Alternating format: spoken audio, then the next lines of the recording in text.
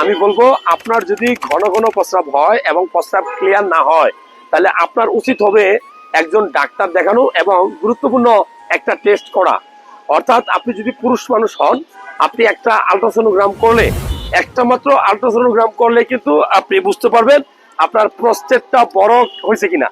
অনেক সময় এই ঘটনাটা কেন ঘটে, যে আপনার যদি প্রস্টেট গ্ল্যান্ড বড় হয় তাহলে প্রস্রাব ক্লিয়ার হয় না। যেটা যাদের বয়স ধরেন এই যে 60-70 বছর, 40 বছরের পরে একজন পুরুষ মানুষের এই প্রস্টেটটা বড় হইতে পারে।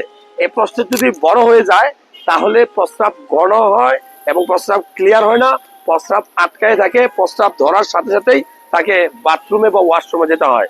এরকম পরিস্থিতি কিন্তু আমরা খুব কঠিন একটা সিচুয়েশন।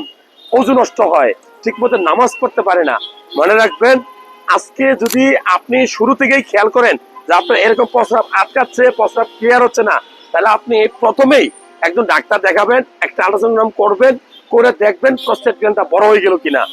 মনে রাখবেন, ঘন ঘন প্রস্রাব হওয়া কোনো সাধারণ লক্ষণ নয়।